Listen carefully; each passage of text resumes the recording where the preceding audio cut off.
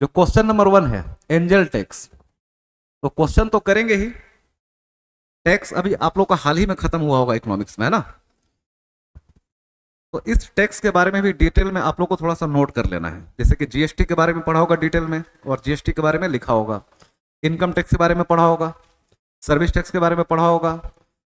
वैसे ही एक टैक्स है एंजल टैक्स, ये सबसे ज्यादा भी चर्चा में है और रहेगा। तो इसके बारे में भी कुछ बेसिक चीजें हैं जो मैं बता देता हूं, और उसी फॉर्मेट में आप लोग को खुद से अपना ड्राफ्ट कर लेना कहीं से भी पढ़ करके, ठीक। देखिए, पहला क्या है कि एंजल टैक्स एक आयकर है। पहला तो यही है। ये सही या गलत है? सही है ना। अब आयकर क्या होता है? क्या चीज? नहीं, सही है, एंजल टैक्स आयकर है, ठीक ना। बताता हूं कैसे। जो 50% की दर है ना, तो 50% की दर नहीं है, 30% की दर है। अब क्या मुझे पता था कि 50 की जगह आप लोग 30 गेस कर लेंगे। अब ये आयकर है, मतलब आयकर मतलब क्या है? डायरेक्ट टैक्स है। इसकी जगह हो सकता था कि एक प्रत्यक्ष कर है, तो भी सही होता। अगर होता अप्रत्यक्ष कर है तो सही होता है, गलत गलत होता, ठीक ना। तो यहां पर फंसने की संभावना थी। जब कोई असूचीबद्ध कंपनी, अब एक अगला टर्म है असूचीबद्ध कंपनी, इसका क्या मतलब होता है? किसी निवेशक को उसके उचित बाजार मूल्य से अधिक कीमत पर शेयर जारी करती है, ठीक ना। तो आगे का स्टेटमेंट सही है, लेकिन बीच में बहुत सारी कमियां हैं। यह एक आयकर तो है, लेकिन रेट 50% नहीं है, इसलिए स्टेटमेंट एक गलत है, ठीक ना। दूसरा है एंजल टैक्स केवल निवासी निवेशकों द्वारा किए गए निवेश पर लागू होता है। अब दोनों पर होता है, तो उसमें एक आप लोग को नोट कर लीजिएगा कि निवासी निवेशक का मतलब क्या है और गैर निवासी निवेशक कौन होते हैं। हाल ही में वित्त मंत्रालय ने 21 देशों के निवेशकों को भारतीय स्टार्टअप में अनिवासी निवेश के लिए एंजल टैक्स लेवी से छूट दी है। ये सही है, ठीक ना। ब्रिटेन, फ्रांस, अमेरिका जैसे देश है ना, ऐसे 21 देशों का एक लिस्ट बनाया गया और कहा गया कि अगर आप लोग इन्वेस्ट कर रहे हो तो वो उस पर हम लोग टैक्स नहीं लेंगे, एंजल टैक्स, ठीक ना। क्या? हाँ, अब चलिए।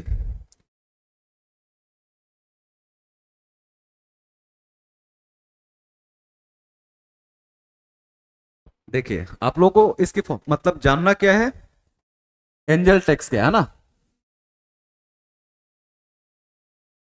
अब एंजल टैक्स को जानने से पहले मतलब क्या क्या इसमें जानना है कि एक बार पढ़ ले तो कुछ भी फिर भूले ना। छोटी छोटी चीजें हैं, ठीक। जैसे पहला तो मतलब यही है कि एंजल का मतलब क्या है ना। What is angel. दूसरा, एंजल इन्वेस्टर, निवेशक जो बार बार शब्द आ रहा है ना, ये कौन है, ठीक। तीसरा, इस टैक्स का कैलकुलेशन कैसे होगा, सरकार कैसे वसूलती है,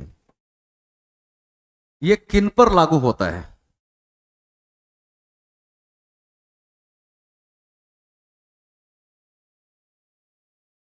और इसका फायदा या नुकसान, मतलब क्यों लाया गया है। इतने ही एंगल है, और इसी फॉर्मेट पे आप लोग को समझ लेना। किसी भी टेक्स्ट को समझे तो इसी फॉर्मेट में समझने की कोशिश करें तो ही क्लियर हो पाएगा। तो आइए, एंजल का तो एक सामान्य मतलब क्या होता है, वही जो बचपन से आप लोग सुनते हुए आए हैं, परी। लेकिन उससे इसका कुछ लेना देना है टैक्स का? हो भी सकता है, क्यों नहीं। एंजल का मतलब क्या होता है? वो परी, बस आप लोगों ने सुना है कहानियों में कि एक आ, कोई औरत होती है, उसके दो पंख होते हैं बहुत सुंदर, हवा मोड़ करके वो हाथ में लेकर के, हाँ लो तुम्हारी विश पूरी हो गई। इसी सेंस में समझा है ना कि परी या एंजल है। अच्छा, एक ये भी समस्या है कि सिर्फ परी ही क्यों है, अगर परी है तो कहीं परा भी तो होगा ना। लेकिन कभी सुना नहीं है ना देखा है फिल्मों में भी, या जहां भी दिखाया गया कहानियों में भी। तो खैर, परी एक ऐसी मतलब स्त्री है जो ऐसे करके आपके विश को पूरा कर देगी। तो अगर कोई भी स्टार्टर कंपनी है, आप मान लीजिए कि अपने को मानते हैं कि मैं उद्यमी हूं, कुछ करना चाहता हूं, पैसा नहीं है आपके पास, आइडिया है, या आपके पास थोड़ा पैसा था, थोड़ा आइडिया था, आपने अपना बिजनेस शुरू कर दिया।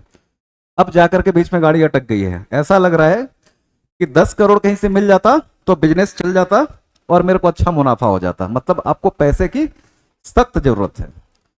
उस समय आप किसको मानेंगे? एंजल, जो आपके पैसे की जरूरत को पूरा कर दे, तो वही होते हैं एंजल इन्वेस्टर, ठीक ना। तो एंजल, एक तो वो जान जाइए कि उसका कोई लेना देना नहीं है, सिंपल।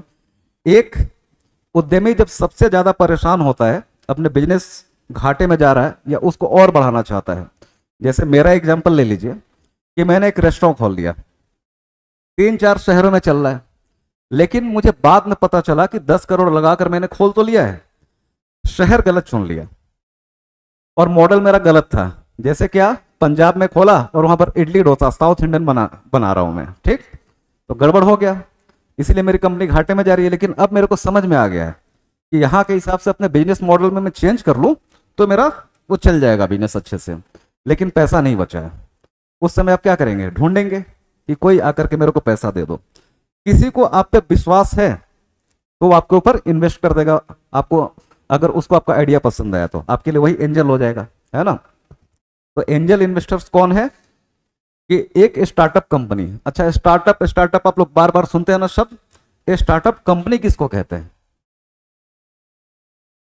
मतलब जो नई है ये तो हर कोई जानता है, नाम में ही छुपा है, कितनी नई है?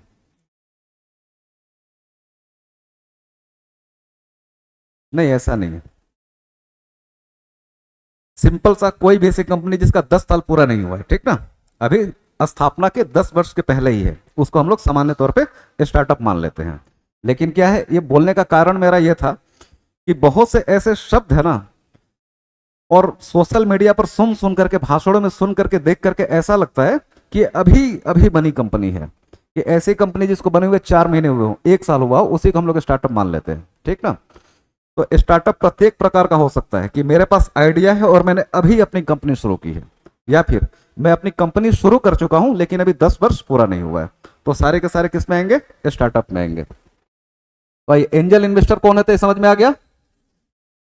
अब इसका कैलकुलेशन कैसे करेंगे, इसको समझने से पहला समझना पड़ेगा हम लोग को कि एंजल टैक्स क्या है, ठीक ना। ये टैक्स क्या है? तो क्या है? पहला तो आया था एक आयकर है, हम इसको आयकर क्यों मानेंगे? इनकम टैक्स का हिस्सा, इनकम टैक्स ये क्यों है? तो एंजल टैक्स की परिभाषा में ही छुपा हुआ है, ठीक ना, कि कोई भी एक असूचीबद्ध कंपनी जिसने अपना शेयर जारी किया और उस शेयर का जो वास्तविक मूल्य था उससे कई गुना अधिक राशि उस पर प्राप्त हो गई, तो वास्तविक मूल्य से अधिक प्राप्त राशि पर, अधिक प्राप्त राशि को उस कंपनी की आय के रूप में माना जाएगा और उस आय पर 30% की दर से एक टैक्स लगाया जाएगा, जिसको हम लोग एंजल टैक्स कहेंगे। क्लियर हो पाया? नहीं हुआ? देखिए,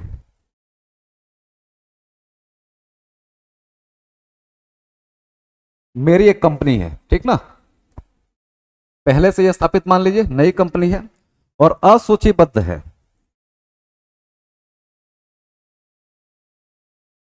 इस वही बता रहा हूं, असूचीबद्ध है, इसका मतलब सूचीबद्ध नाम का भी कोई चीज होता होगा। तो शेयर बाजार, सेंसेक्स, बीएसई, निफ्टी, ये सब सुन रखा है ना, ये सब क्या इंडेक्स है।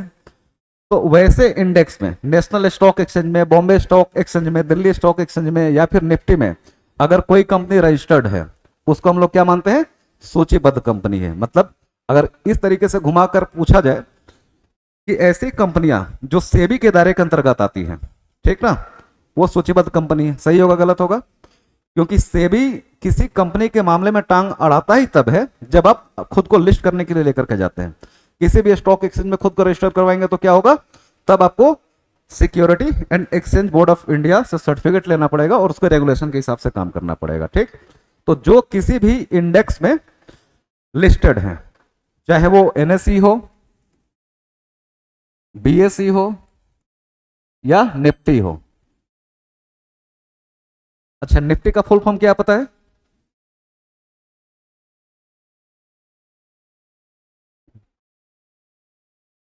आप लोगों का पूंजी बाजार, कैपिटल मार्केट मेरे हिसाब से हुआ है ना, कुछ दिन पहले ही हुआ होगा।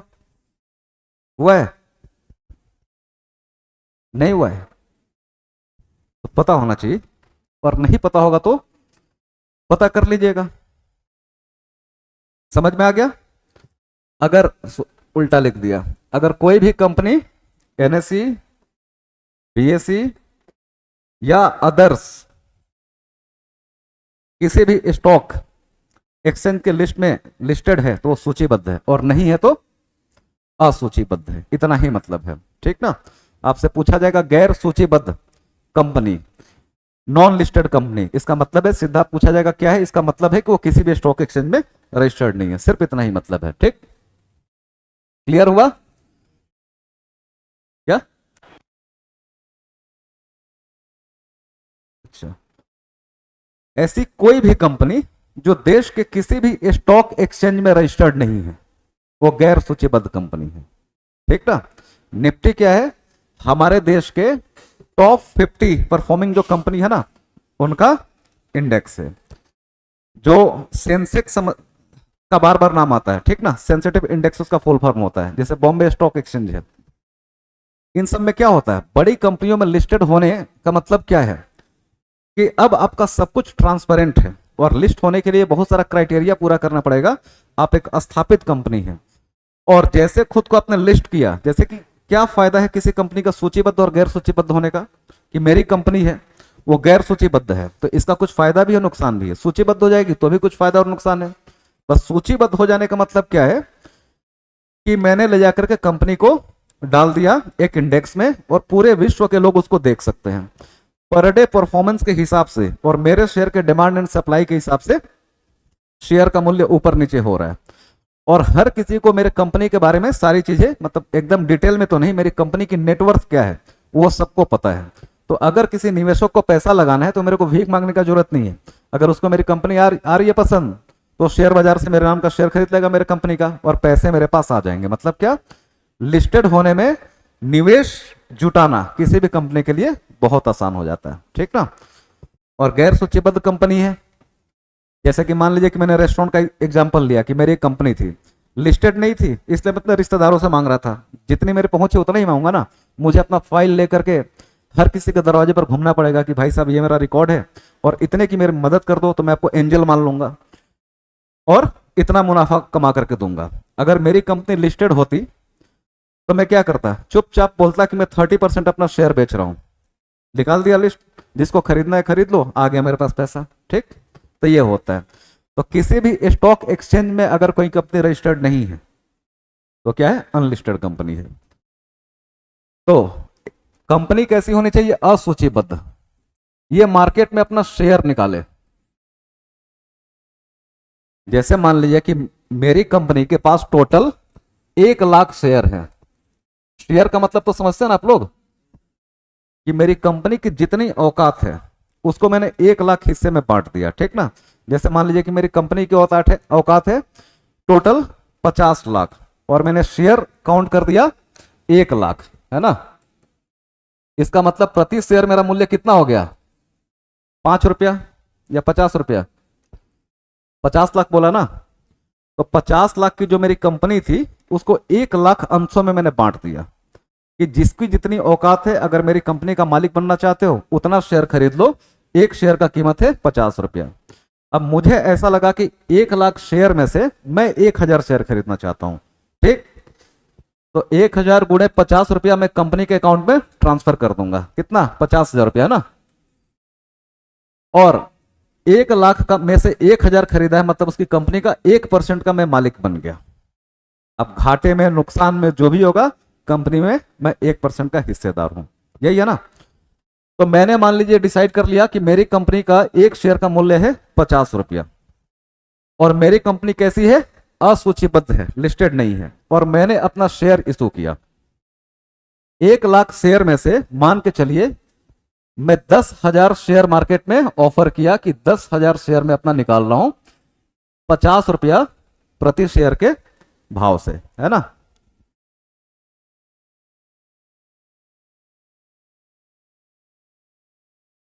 कितना मिलना चाहिए मुझे, 50,000, 5 लाख, है ना?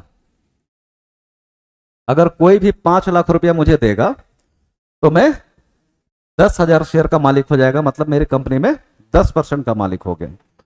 अब किसी को ऐसा लगा कि नहीं यार, तुम्हारी गरीबी देख करके, तुम्हारी दुर्दशा देख करके मुझे तरस आ गया, ठीक ना, 5 लाख नहीं देता हूं, 10,000 शेयर को मैंने 50 लाख में खरीद लिया। खरीद लिया या बेच दिया मैंने। सामान्य तौर पे कोई इन्वेस्टर 5 लाख की चीज को 50 लाख में क्यों खरीदेगा? 10,000 शेयर जिसका वास्तविक मूल्य है 5 लाख, है ना, वास्तविक मूल्य उस शेयर का है 5 लाख, लेकिन बिक्री कितने में किया गया? बेचा गया 50 लाख रुपए में। यह कैसे संभव है? कि कोई सीधा साधा आदमी है बेचारा, पैसा उसके पास है मुझे पता है, लेकिन दिमाग से थोड़ा पैदल है, या अगर मेरी कन्विंसिंग पावर अच्छा है तो मैं उसको कन्विंस कर लूंगा। उसको जाकर के मैंने समझाया कि जिस मेरी कंपनी का औकात था 50 लाख, मैं जाकर के बताऊंगा सर मेरी एक कंपनी है, उसका भी वर्तमान में नेटवर्थ 50 करोड़ है ना, 50 करोड़ है, और मैं 10,000 अपना शेयर बेचना चाहता हूं। एक शेयर की कीमत रखी है मैंने 500 रुपए या 5,000 रुपए, जो भी बता दिया। मुझे पता है कि मेरी कंपनी की इतनी औकात नहीं है। हाँ, वो बेचारा कन्विंस हो गया, उसको दिख गया कि हाँ इस कंपनी में लगाने से फायदा हो सकता है, और उसने क्या किया, ज्यादा पता नहीं किया और 50 लाख रुपया मेरे को दे दिया। एक तो तरीका ये हो सकता है, या दूसरा तरीका ये हो सकता है कि भाई ठीक है, मुझे तुम्हारा बिजनेस आइडिया पसंद आया और मैं देने को तैयार हूं, चाहे किसी भी कारण से जिस चीज के लिए मिलना चाहिए था 5 लाख रुपया, उस चीज के लिए मिल गया उसको 50 लाख रुपया। ये तो हो गया ना। अब सरकार बोलेगी कि पा गए हो तुम 50 और औकात थी 5 की, तो बचा तुम्हारा 45 लाख। इसको मैं मान लूंगा तुमने बैठे बैठे कमा लिया। जो दोनों के बीच में गैप है, ये क्या है? ये कंपनी की आय मानी जाएगी। तुम्हारी जो कंपनी है ना, कंपनी की आय है 45 लाख रुपया। अब इसका 30% तुम मेरे को दे दो, मतलब कितना हो गया? 4.5 9, इतना लाख रुपया मेरा टैक्स दे दो। क्लियर हुआ? इसी में कुछ तकनीकी शब्द आएंगे जो आप लोगों को ध्यान में रखना है। जैसे कि जो था कि सूचीबद्ध कंपनी क्या है, जो औकात की हम लोग बात कर रहे थे, वास्तविक मूल्य, वास्तविक मूल्य की जगह और भी एक शब्द चलता है, रियल फेस या रियल प्राइस, ठीक ना, रियल प्राइस वही हो गया, वास्तविक मूल्य ही, ठीक ना। लेकिन इसके लिए एक तकनीकी शब्द है, अलग से मैं मिस कर रहा हूं।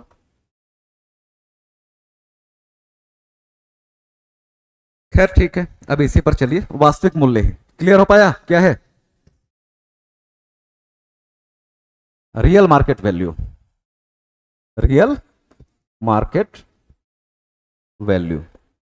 अब परिभाषा बनेगी इसकी, देखिए कि किसी भी गैर सूचीबद्ध कंपनी या जैसे स्टार्टअप कंपनीज द्वारा जारी किए गए अपने शेयर पर उस शेयर के वास्तविक मूल्य या उस शेयर के वास्तविक बाजार मूल्य से यदि राशि अधिक प्राप्त हो जाती है, तो वास्तविक मूल्य से अधिक प्राप्त राशि पर सरकार द्वारा 30% टैक्स लगाया जाएगा, और यही टैक्स एंजल टैक्स कहलाएगा। क्लियर हो पाया भाई?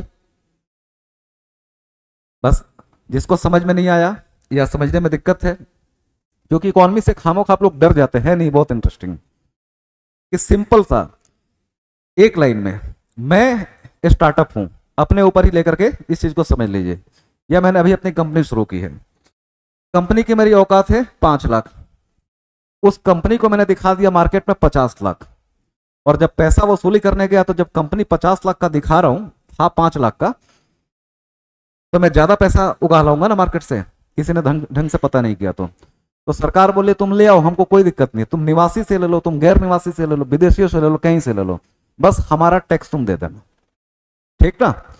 कितना देना? 30%। इतना हैवी टैक्स सरकार ने क्यों आरोपित किया?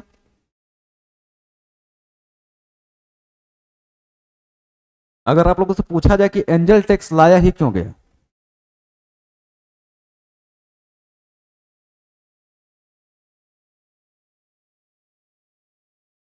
कुछ और कारण? जैसे इसका वास्तविक कारण यह था कि शेल कंपनी आप लोग जानते हैं क्या होता है, जो सिर्फ कागजों में एग्जिस्ट करता है, ठीक। अब जैसे मैंने बोला कि मेरा रेस्टोरेंट था, मेरे मामा मान लीजिए पॉलिटिशियन है या कुछ भी है, बिजनेसमैन ही है, उन्होंने बहुत सारा काला धन जमा करके रखा है, रेस्टोरेंट मेरा घाटे में जा रहा है। मैं उनके पास गया कि मामा जी 5 लाख रुपया दे दो, मेरा धंधा चल जाएगा। बोले 5 लाख क्यों, 1 करोड़ ले जा। ठीक, लेकिन ये मेरा ब्लैक मनी है, 5 लाख अपना काम कर लेना और 95 लाख रुपया कंपनी के थ्रू वाइट करके मेरे को दे देना। ठीक ना, ये था। सरकार इसको रोकना चाहती थी कि अच्छा मामा जी अगर आप सीधे मेरे को 1 करोड़ दे देते तो 30% मैं टैक्स ले लेता, बाकी 70% आपका व्हाइट ऐसे ही हो जाता, यही होता ना।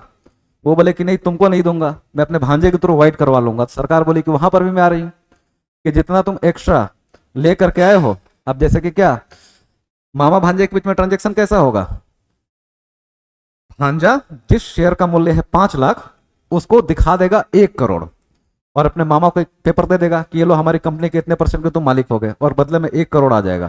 ट्रांजेक्शन तो ऑफिशियल हो गया ना।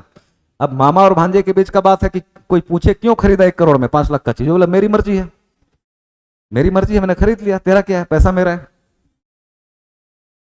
तो सरकार आकर के घूम करके अगले नाके पर खड़ा हो गई कि कोई बात नहीं, अभी जितना आपके भांजे ने एक्स्ट्रा पैसा उगाहा ना, थी 5 लाख की, दिया आपने 1 करोड़, 95 लाख रुपए इस कंपनी की आय मानी जाएगी। अब इस पे मैं 30% ले लूंगा, तो टैक्स से बच पाए, नहीं बच पाए। सरकार को पता चल जाएगा कि जो तुमने अपने मामा श्री से ला करके पैसा लगाया था वो ब्लैक मनी था, तो उसके लिए अलग जेल जाएंगे, अलग पेनल्टी लगेगी। तो एक ये इसका सबसे बड़ा कारण क्या था कि ब्लैक एंड व्हाइट का जो गेम हो रहा है शेल कंपनीज के माध्यम से, और ज्यादातर गेम कहाँ होता है, वो स्टार्टअप कंपनीज में ही होता है। जैसे कि मान लीजिए कि मैं एक कोचिंग का मालिक हूं, प्रैक्टिकली होता है, बहुत से ऐसी कोचिंग्स हैं जिनका खर्चा आपको नजर आएगा, ये 50 लाख रुपए आराम से खर्च कर रहे हैं महीने का, और इनकम देखेंगे उनका 5 लाख भी नहीं है, 10 लाख भी नहीं है। फिर क्यों चला रहा है कोई कोचिंग, ऐसा नाम नहीं लूंगा। एक कोचिंग ने इसी बार यूपीएससी के इंटरव्यू के टाइम में ऐड दिया इंटरव्यू के लिए, और लगातार 20 दिन तक उसका ऐड आता रहा, एक्स कोचिंग का। और हिंदू के जिस पेज पर, जिस हिस्से पर उसका ऐड आ रहा था ना, पर डे का चार्ज है 2.5 लाख रुपया। मतलब 20 दिन में उसने 45 लाख रुपया तो सिर्फ एडवर्टीजमेंट में खर्चा कर दिया। यूपीएससी के इंटरव्यू प्रोग्राम पर कि मेंस पास कर लियो तो आकर के हमारे इंटरव्यू दो। अब ये बताइए, कोई भी कोचिंग 45 लाख रुपया, पूरी दुनिया जानती है कि सामान्य तौर पे या तो कोचिंग पैसा लेती नहीं है इंटरव्यू कैंडिडेट से, या लेती है तो बहुत नॉमिनल 1000 रुपया, कि जो तुम्हारे ऊपर खर्चा होगा ना सिर्फ वही मैनेज हो जाए। तो किस तरीके से भाई साहब, मतलब जो भी एक्स कोचिंग है 45 लाख रुपया उगा पाएंगे, ठीक ना। तो हर मतलब एक सामने से दिखता है ना कि यहां पर कुछ अलग चक्कर चल रहा है। अलग चक्कर क्या चल रहा है कि मेरी कोचिंग मैंने खोल रखा है, अब पेपर में जाऊंगा तो पता चला मेरी कोचिंग का जो लाभ है ना 50 करोड़ है, सरकार को मैं दिखा रहा हूं, उस पर टैक्स भी दे रहा हूं, और टोटल स्टूडेंट मेरे पास 5 है। इसका मतलब है एक स्टूडेंट से मैंने 10 करोड़ लिया है ना, जो संभव है नहीं है। इसका मतलब है उस कोचिंग में पैसा कहीं से आ रहा है, ब्लैक पैसा आ रहा है, और मेरे को क्या करना है, व्हाइट करके दिखाना है। कैसे व्हाइट होगा, मेरे पास स्टूडेंट है 50, लेकिन जो मैं अपना सरकार को रिकॉर्ड दिखाऊंगा, मैं दिखा दूंगा कि मेरे पास 5000 स्टूडेंट है ना, और एक स्टूडेंट से मैंने 1 लाख रुपया चार्ज किया है। और मेरा जो कोचिंग का इनकम शो होगा सरकार की नजर में, वो क्या होगा, दिखा करके सरकार को टैक्स पे करके, और स्टूडेंट बेचारे आए नहीं, 5 ही आए, और हमारा मुनाफा हो गया, ठीक ना। मतलब ब्लैक मनी व्हाइट मनी में बदल गया, और सरकार को उल्लू बना दिया, कायदे से कहिए तो, ठीक। तो इन्हीं सब चीजों को रोकने के लिए क्या किया गया, एंजल टैक्स लाया गया। तो क्लियर हुआ, कुछ सवाल रह गया इसमें आप लोगों का। देखिए, निवासी निवेशक और गैर निवासी निवेशक कौन होते हैं, कोई भी ऐसा व्यक्ति जो हम लोग के देश में, नहीं ऐसा नहीं, अगर 180 दिन से देश से बाहर है, 180 दिन मतलब 6 महीने से अगर देश से बाहर है, तो क्या हो जाएगा, अनिवासी हो जाएगा, गैर निवासी हो जाएगा। जैसे मान के चलिए कि मैं टूरिस्ट वीजा लेकर के अमेरिका गया, और जो मैं टोटल अवधि अमेरिका में बिता कर आया ना, वो 179 डेज आज निकला था, और 169वें दिन मैं अपने देश में वापस आ गया। तो गैर निवासी में नहीं रहा, ठीक ना, निवासी ही था। लेकिन जैसे मैं आऊंगा 185 दिन बाद, ठीक ना, तो 180 दिन तक तो मैं इस देश का निवासी रहूंगा, जो बाकी का 5 दिन है ना, 5 दिन सरकार मेरे को गैर निवासी के रूप में कैलकुलेट करेगी। मतलब कोई भी व्यक्ति जो हमारे देश में लगातार 180 दिन से है, पिछले 6 महीने से वो निवासी है। और कोई भी ऐसा व्यक्ति जो हमारे देश से लगातार 6 महीने बाहर है कंटिन्यूअसली, वो क्या है? गैर निवासी है। अच्छा, मैं आज अमेरिका गया। एक होता ना कि हम लोग के समाज में भी तो थोड़ा कम हुआ है। 10 साल पहले एनआरआई होने का मतलब ये होता था कि प्रधानमंत्री टाइप का हो, कि हमारे भाई साहब एनआरआई है, या फिर कोई महिला है तो हमारे पति एनआरआई है, ठीक ना। एनआरआई का मतलब क्या होता है? Non resident Indian. Non resident Indian, अगर किसी पत्नी ने बोला कि मेरे पति एनआरआई हैं और बहुत गर्व से, तो एनआरआई कैसे कैसे हो सकते हैं? मैं छलांग मारा, श्रीलंका चला गया, है ना, पड़ोस में। मालदीव चला गया, घुस करके पाकिस्तान चला गया, नेपाल चला गया, भूटान चला गया, ये भी तो हमारे पड़ोसी देश है बेचारे। और 20 दिन बाद घूम करके आ गया, या 5 महीने बाद घूम करके आ गया, तो मैं एनआरआई बना? क्यों नहीं बना? 6 महीना नहीं हुआ। लेकिन जैसे 181 दिन पूरे करके आऊंगा, मैं मुझे एनआरआई का टैग मिल जाएगा। लेकिन हमारे यहाँ सामान्य तौर पर एनआरआई, फ्रांस से लोग क्यों कहते हैं? कनाडा में है, कनाडा। हाँ तो बिल्कुल जाएंगे ना, आप अनऑफिशियली जाएंगे कैसे? नहीं तो उस मामले में खतरा है, एनआरआई का टैग नहीं मिलेगा। पकड़ में आ गए तो या तो तस्कर, या फिर क्या बोलते हैं, इलीगल इमिग्रेंट, पकड़ करके जेल में डाल देंगे। वो नहीं है, ठीक ना। क्लियर हुआ?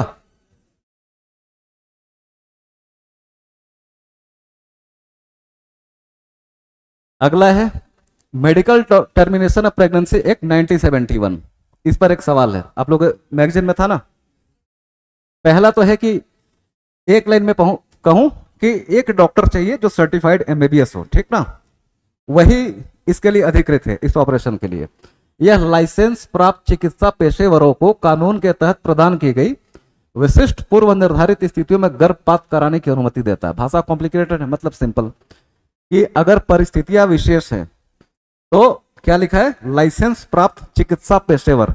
एक लाइन में क्या कहें? डॉक्टर, झोला छाप नहीं, बिना डिग्री वाला नहीं, जो डिग्री वाला है, विशेष परिस्थितियों में वो गर्भपात कर सकता है। तो पहला सही है।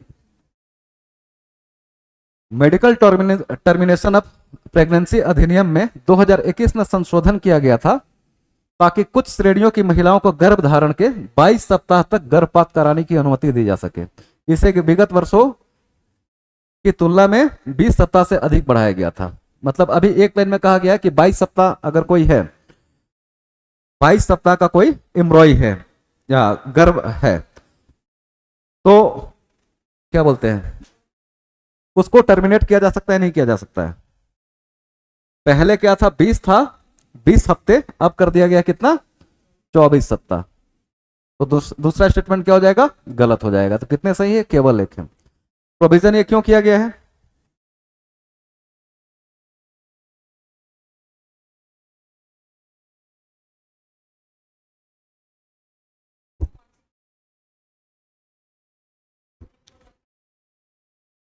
सिंपल सा, मतलब परिस्थितियां कई बार विशेष होती है, ठीक। जैसे कि 1960 तक हम लोग के देश में प्रेगनेंसी का टर्मिनेशन हो ही नहीं सकता था किसी भी परिस्थिति में। किस समिति द्वारा? कौन सी? जोर से बोलिए। शांता कुमार नहीं, शांतिलाल, शांतिलाल शाह। 1960 में एक कमेटी बनाई गई, ठीक ना, क्योंकि व्यवहारिक तौर पे कई बार सिचुएशन ऐसा आता है कि प्रेगनेंसी को टर्मिनेट कर दिया जाना अच्छा है, ठीक।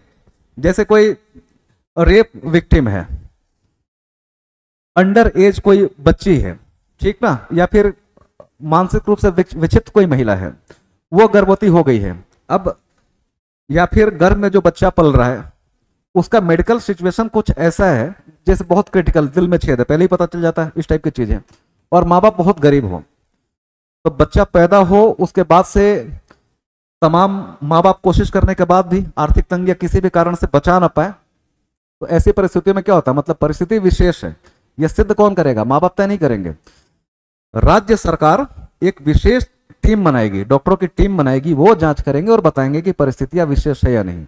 अगर परिस्थितियां विशेष है तो क्या क्या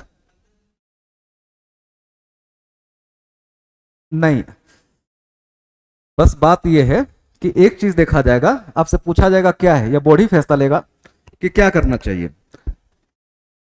तो आपसे पूछेगा कि आप क्या चाहते हो, हमारी राय ये है, तो आप चाहते हैं कि हम टर्मिनेट कर दो, ठीक, हम चाहते हैं कि बच्चा हम अवॉर्ड करना चाहते हैं, नहीं चाहते हैं, तो मेडिकल बोर्ड भी आप इसकी इजाजत या कोई भी डॉक्टर तभी तक कर पाएगा जब तक वो गर्भ 22 सप्ताह का ही है। अगर उससे एक दिन भी ज्यादा हुआ तो फिर अब जिस हालत में है, चाहे जो हो परिस्थिति, उस बच्चे का जन्म होगा, ठीक ना। तो विशेष परिस्थितियों में कई बार टर्मिनेशन अच्छा है, या अच्छा है कहने का मतलब क्या है, गरिमापूर्ण जीवन के अनुरूप। अगर कोई विक्षिप्त महिला है, वो खुद का ही अपना ख्याल नहीं रख पाती, उसका अपना ही जो गरिमापूर्ण जीवन जो है वो कॉम्प्रोमाइज है, किसी भी तरीके से प्रेग्नेंट हो गई, अब वो उस बच्चे का जो जन्म होगा, और घर में अगर देखभाल की परिस्थितियां विशेष नहीं है, तो उस बच्चे का गरिमापूर्ण जीवन क्या होगा, कॉम्प्रोमाइज होगा, होगा, ठीक ना। तो इन सब चीजों को ध्यान में रखते हुए किया गया है, और अभी 24 सप्ताह कर दिया गया है, ठीक है। इस पर कुछ भी ऐसा बोले कि मैं सुन पाऊं। हाँ वही बोला ना कि अब ऐसा क्या है कि परिस्थितियां विशेष है, ये कौन डिसाइड करेगा, एक मेडिकल बोर्ड जो राज्य सरकार बनाएगी, ठीक ना।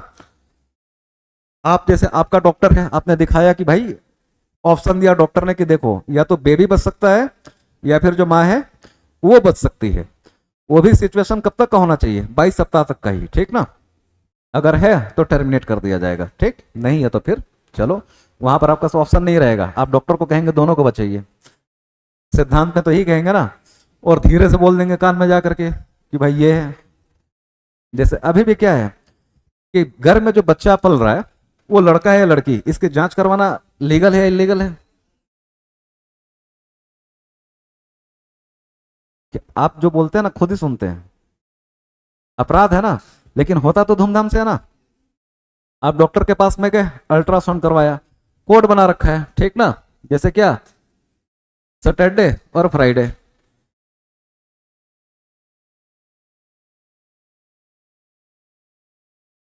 क्या चीज,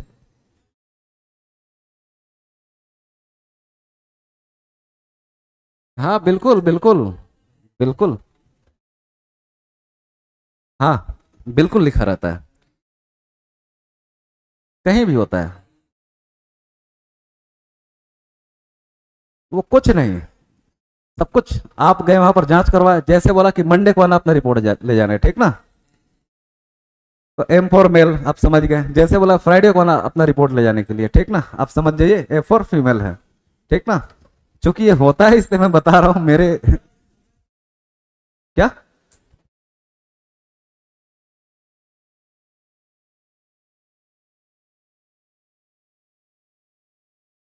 हाँ बिल्कुल है सजा का प्रावधान, आप जाइए करके देखिए।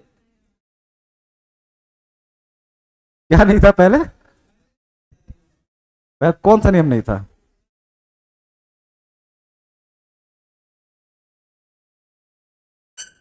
पता नहीं, होता होगा कुछ चीज, मैं पैदा नहीं हुआ था तो मैंने देखा ही नहीं था क्या, ठीक ना, तब आगे बढ़िए। अच्छा ये वाला क्वेश्चन डिस्कस क्यों नहीं किया, फैक्ट है, 2 हफ्ते से कर रहे हैं। अभी भारत में कितनी नवरत्न कंपनियां हैं, 16 ही हैं, ठीक ना। लिस्ट इनका इंपॉर्टेंट नहीं है, फिर से बोल रहा हूं, महारत्न कंपनियां जो है ना उनका लिस्ट इंपॉर्टेंट है। नवरत्न का दर्जा प्राप्त करने के लिए मिनी रत्न पहले से होना चाहिए, सही है गलत, सही है ना।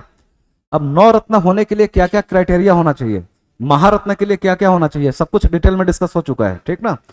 तो बस देख लीजिएगा आप लोग, दोनों स्टेटमेंट सही है। सिनाई प्रायद्वीप नाम सुना इसका, अभी देखिए एक लाइन में, पिछली बार हम लोगों ने जो अपना क्यूआईपी या पीटी के लिए जो क्लास चलता है, 6 मैपिंग लोकेशन गेस किए थे, 2 आया, दोनों वहां से आ गया, ठीक। तो अभी एक लीक कर दिया जा रहा है कि इजराइल और इजराइल से सटे हुए इसके सभी देश, उसका जितना फिजिकल फीचर है ज्योग्राफी मैपिंग के हिसाब से, अभी से आप लोग करके रख लीजिए, वो 90% मान करके चलिए कि पूछा ही जाएगा, ठीक ना। ये आया सिनाई पेनिनसुला इसलिए उठाया गया कि इजराइल से सटा हुआ है और ये किसी भी कारण से चर्चा में था, तो जिस चीज का संबंध भी इजराइल से होगा वो हर चीज हम लोग जानेंगे। जैसे गाजा पट्टी, गाजा पट्टी का बॉर्डर सिनाई पेनिनसुला से टच होता है नहीं, भूमध्य सागर से टच होता है नहीं, ठीक ना। इजराइल की सीमा कितने देशों से लगती है, गोलान हाइट्स क्या है, उसका लोकेशन कहाँ है, इजराइल के आसपास कौन कौन सी क्या बोलते हैं महत्वपूर्ण स्थान है, अगर कोई पर्वत है तो पर्वत, कोई पोर्ट है तो पोर्ट, हर कुछ जानना है, ठीक ना। तो अभी से करके रख लीजिए, 99% चांस से पूछा ही जाएगा। सिनाई प्रायद्वीप इजराइल में एक त्रिकोण आकार का प्रायद्वीप है, सही है गलत है? इजराइल किया इसलिए सिनाई प्रायद्वीप को आपने इजराइल का बता दिया, क्यों बार बार इजराइल बोला इसलिए? क्या चीज? खाना खाकर नहीं आए आप? या तो आगे बढ़ जाइए या जोर से बोलिए, ठीक ना। अच्छा तबीयत सही नहीं है तो कम बोलिए, बुखार बढ़ जाएगा। हाँ तो सिर्फ सुनिए, अच्छा ठीक ना। या किसी का आवाज बुलंद हो तो धीरे से उसके कान में बोल दीजिए कि मेरे बेहात में आज तुम मेरा प्रतिनिधि हो, तुम चिल्लाओ। तो पहला गलत है क्योंकि मिस्र का हिस्सा है, ठीक ना। प्रायद्वीप में स्वेज नहर शामिल है जो एक मानव निर्मित जल मार्ग है, यहां तक तो ठीक है। और भूमध्य सागर को फारस से जोड़ता है, फारस सागर से, सही है गलत? किससे जोड़ता है? हाँ लाल सागर से, ठीक ना। तो कितने स्टेटमेंट सही है इसमें? ना तो एक ना दो। अब आ जाइए समझ लीजिए सिनाई पेनिनसुला जानना क्या क्या है। देखिए कहाँ गया, गलत मैप डाल दिया क्या? कैस्पियन सागर का मैप आ गया, खैर।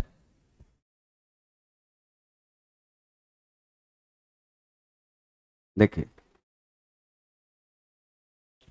इस तरीके का आप लोग एक ड्रॉ कर लीजिए।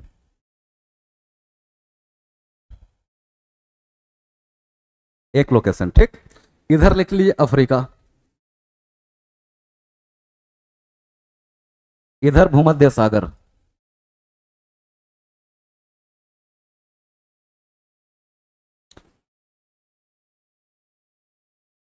इधर लाल सागर। अफ्रीका और एशिया के बीच में इसी आकार का त्रिकोणीय आकार का एक प्रायद्वीप है। प्रायद्वीप कहने का मतलब क्या? ऐसा कोई भी आकार जो तीन तरफ से पानी से घिरा हुआ हो, ठीक ना। तो ये भी तीन तरफ से पानी से घिरा हुआ है, कहां कहां पानी से घिरा हुआ बता देता हूं। जैसे यहां पर ये जो मैंने गैप बनाया, ठीक ना, इसका नाम है अक्काबा की खाड़ी, अक्काबा की खाड़ी, ठीक। और इधर जो जल भाग है ये है स्वेज की खाड़ी,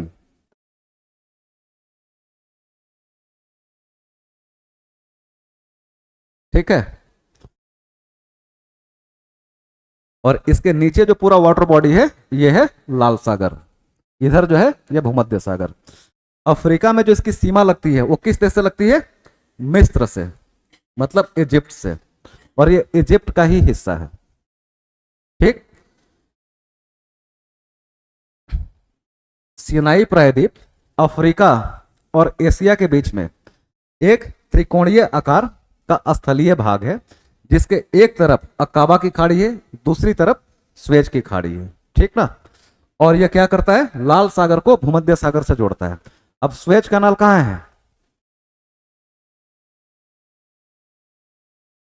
ये जो स्वेज की खाड़ी हम लोग का है ना, इसी में से काट काट के रास्ता बना दिया गया है, ठीक। और यही स्वेज नहर है, ठीक ना। मतलब आपसे पूछा जाएगा, दे दिया गया कि सिनाई प्रायद्वीप के उत्तरी छोर पे स्वेज नहर स्थित है, सही होगा या गलत होगा? स्टेटमेंट इसी तरीके से फंसा कर दिया जाता है। ये सिनाई प्रायद्वीप है, सिनाई प्रायद्वीप के उत्तरी छोर पर स्वेज नहर स्थित है, सही या गलत है? कहां पर है? दक्षिणी छोर पर स्थित है। तो क्लियर हुआ लोकेशन कि अभी सिर्फ बताया कि एक त्रिकोणीय क्षेत्र अफ्रीका और इधर एशिया के बीच में, और ये प्रायद्वीप है क्योंकि ये तीन तरफ से पानी से घिरा हुआ है, एक तरफ लाल सागर, एक तरफ अक्काबा की खाड़ी और एक तरफ स्वेज की खाड़ी। जो स्वेज की खाड़ी है यहीं पर मानव निर्मित कुछ हिस्सा स्थल सा काट करके उसको भूमध्य सागर से जोड़ दिया गया है, उसको स्वेज नहर कहते हैं, ठीक ना। हाँ यहाँ मान लीजिए यहां तक था, यहां तक का हिस्सा ना ब्लॉक था, तो मिस्र के राजा के एक दिन दिमाग खराब हुआ, हथौड़ा उठा करके तोड़ दिया, ठीक ना। मतलब वैज्ञानिकों को मदद दे करके नहर बना दिया। क्यों बनाया होगा? हाँ, व्यापार के लिए। पहले लोग अफ्रीका का चक्कर लगा जाते थे, इधर से जाने लगे। ठीक। अब जो एक फैक्ट और है आप लोग को जान लेना है, इसकी सीमा कितने देशों से लगती है। देखिए, एक तो इजिप्ट हो ही गया। क्वेश्चन इस तरीके से भी बन सकता है कि इजिप्ट के उत्तर पश्चिमी छोर पे सिनाई प्रायद्वीप स्थित है। सही है गलत? उत्तर पश्चिमी छोर पे इजिप्ट का लोकेशन याद होगा तो बता पाएंगे कि उत्तर पश्चिम छलांग लगाएंगे मिस्र से तो भूमध्य सागर में जाकर के गिर जाएंगे। ठीक ना?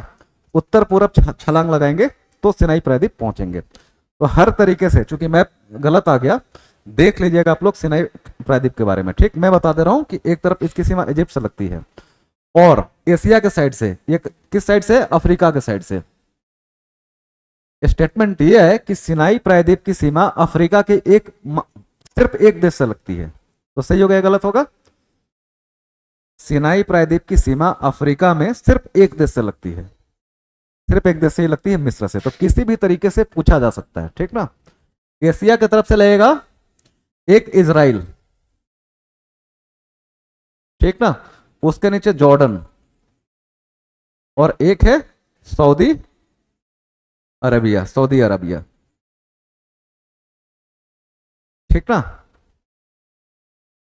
एक तरफ इजिप्ट से उसकी सीमा लगेगी अफ्रीका की साइड से, इसमें तो कुछ कंफ्यूजन ही नहीं है।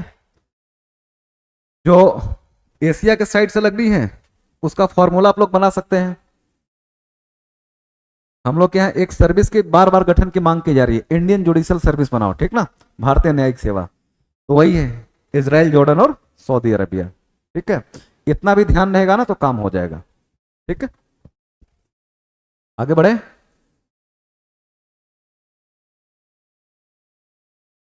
अगला केंद्रीय सूचना आयोग के बारे में। पहला, ये एक संवैधानिक संस्था है। संवैधानिक संस्था है।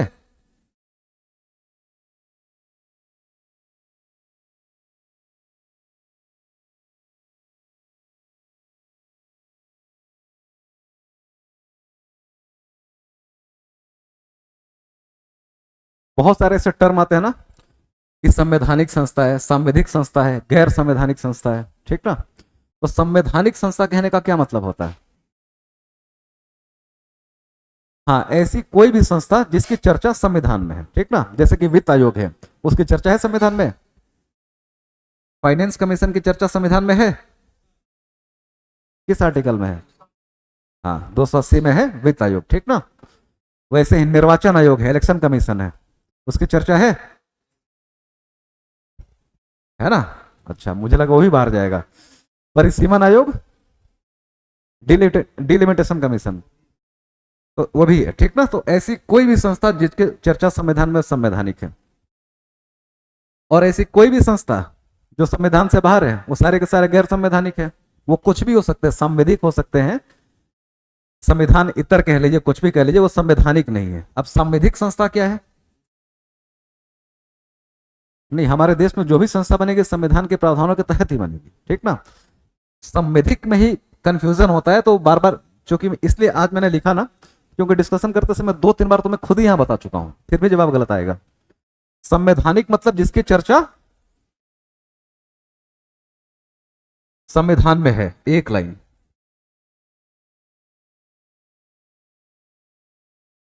इतना ही ध्यान रखना है। सांविधिक कहने का मतलब क्या है? फिर से बार बार बोल रहा हूं। ठीक, संप्रभु द्वारा बनाई गई।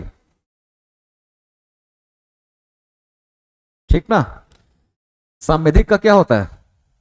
इंग्लिश स्टैट्यूटरी, स्टैट्यूटरी बॉडी है। अब स्टैट्यूट का मतलब ही होता है संप्रभु। ठीक ना? संप्रभु द्वारा बनाई गई संस्था सांविधिक है, याद रहेगा। अब संप्रभु हमारे यहां देश में कौन है?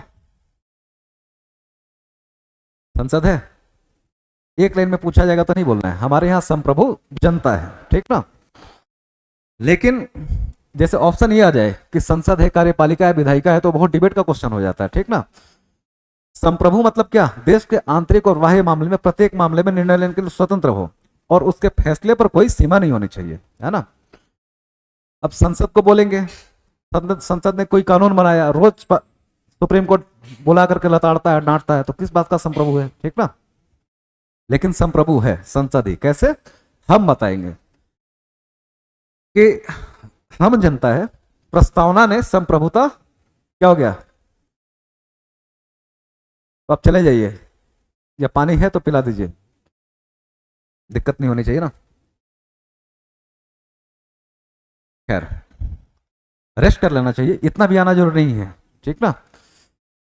अपने दोस्त मतलब कोई भी है, आप उनसे बातचीत करके ले ही सकते हैं। तबीयत खराब हो तो अनावश्यक रूप से आकर के परेशान ना हो। अभी देख ही रहे, डेंगू का सीजन है। अभी दिल्ली का जो एयर पॉल्यूशन इंडेक्स है वो सबसे खराब स्थिति में चल रहा है, तो कम से कम बाहर निकले आप लोग। तो क्या बातचीत चल रही थी? संप्रभुता हमारे अंदर है संविधान की प्रस्तावना के अनुसार, है ना। और हमने अपने बिहाफ में अपने प्रतिनिधियों को चुना है 5 साल तक कि जाओ, हमारे पास करने के लिए बहुत कुछ है, तुम्हारे पास कुछ नहीं है, तो हमारे बिहाफ में हमारे ऊपर शासन करो, हमारे लिए कानून बनाओ। तो हमने संप्रभुता 5 साल के लिए अपने प्रतिनिधि को सौंप दी है। अब वहां पर जो बैठे हैं उनको डायरेक्टली हमने इलेक्ट किया है, वो हमारे प्रतिनिधि हैं, वो हमारी संप्रभुता लेकर के बैठे हैं। और फिर वहां से वो क्या कर रहे हैं, सारी बॉडी को रिक्रूट कर रहे हैं, वही कार्यपालिका का सिलेक्शन कर रहे हैं, वही न्यायपालिका का सिलेक्शन कर रहे हैं, सब कुछ कर रहे हैं। तो अभी के लिए क्या है, हमने सीधे संसद को चुना है, इसलिए संसद संप्रभु है। तो संसद द्वारा, संसद कहने का मतलब क्या, लोकसभा ने पास किया, राज्यसभा ने पास किया, राष्ट्रपति ने उस पर सहमति दी है। अगर इस प्रक्रिया से किसी संस्था की स्थापना की गई है तो वो सांविधिक संस्था है, ठीक ना। लेकिन संस्था और किस तरीके से स्थापित हो सकती है? मैं हूं, मैं गया रोड पर खड़ा होकर के 10 लोगों को पकड़ा, हमारी संस्था हो गई, ठीक ना। तो किसने बनाया? अब मैं भी कहूंगा ना कि ये मेरी सांविधिक संस्था है। क्यों? कोई आएगा तो मैं समझाऊंगा कि संप्रभुता किसमें निहित है, जनता में। मेरे अलावा 10 लोग कौन है? जनता है। जिसको हमने चुन करके भेजा संसद को, वो बनाया तो संविधिक, और हम सीधे जनता है, संप्रभुता हमारे पास है, हमने बना दिया तो कैसे नहीं है? होना चाहिए, नहीं होना चाहिए?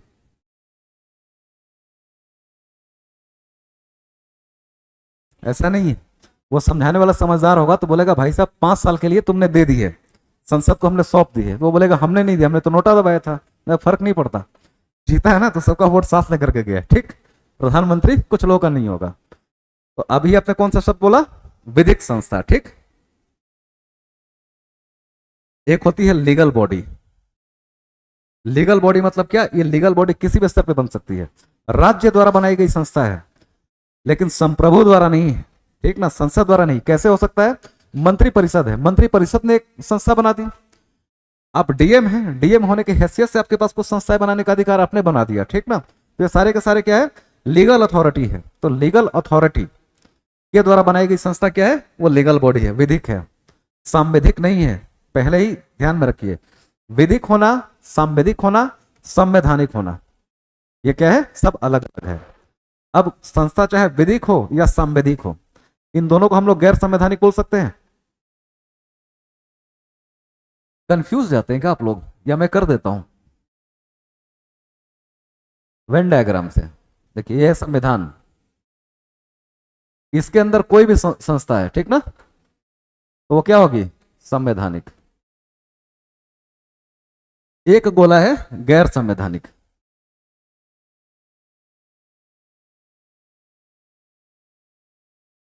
इसमें विधिक भी हो सकता है, सांविधिक भी हो सकता है ना। क्लियर हुआ? तो अभी कंफ्यूजन नहीं होगा ना। संवैधानिक संस्था जिसकी चर्चा संविधान में है, सांविधिक संस्था स्टैट्यूटरी बॉडी जिसका निर्माण संप्रभु द्वारा किया गया, मतलब संसद द्वारा किया गया है। विधिक संस्था जो कानून के अनुसार स्थापित किया गया है, लेकिन संप्रभु ने नहीं बनाया, ठीक ना, किसी भी अथॉरिटी ने बना दिया है, जो मान्यता प्राप्त अथॉरिटी है। अब बात यह है कि अथॉरिटी का मतलब हम लोग को पता है, प्राधिकारी होने का मतलब। प्राधिकार, अथॉरिटी हम लोग बातचीत करते हैं ना बार बार, व्हाट इज अथॉरिटी?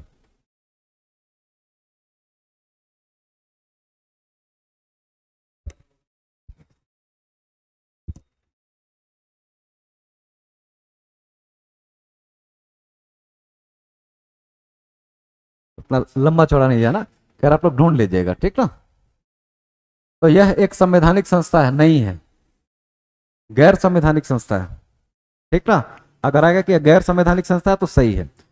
यह आ जाएगा कि केंद्रीय सूचना आयोग गैर संवैधानिक एवं विधिक संस्था है, तो सही है गलत? संवैधिक है, स्टैट्यूटरी बॉडी है। क्या है? अभी बोला लीगल का मतलब होता है विधिक है, ठीक ना। स्टैट्यूटरी बॉडी है, क्यों? केंद्रीय सूचना आयोग के लिए अधिनियम पारित किया गया 2005 में, किसके द्वारा? संसद द्वारा, और हमारे यहाँ यही संप्रभु है, और इसने बनाया है केंद्रीय सूचना आयोग को। इसलिए क्या है, यह गैर संवैधानिक है लेकिन सांविधिक है, ठीक ना। 2019 में सूचना का अधिकार अधिनियम 2005 में किए गए संशोधन के अनुसार सदस्य पुनर्नियुक्ति के लिए पात्र नहीं है। सही है गलत है? कहने का मतलब एक लाइन है ना कि आप एक बार केंद्रीय सूचना आयोग के सदस्य बन गए तो दोबारा नहीं बन सकते। सही है गलत? सही है। आयोग के पास पूछताछ करने हेतु समन भेजने, दस्तावेजों की आवश्यकता आदि के संबंध में सिविल कोर्ट की शक्तियां प्राप्त है। सही है गलत? सही है। क्या चीज?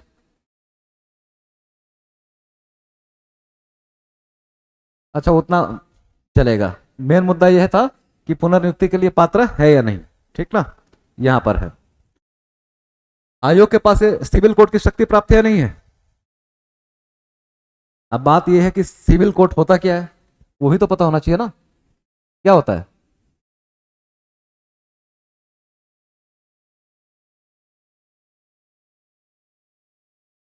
देखिए, केस दो टाइप के होते हैं, सिविल और क्रिमिनल, मतलब एक नजरिए से।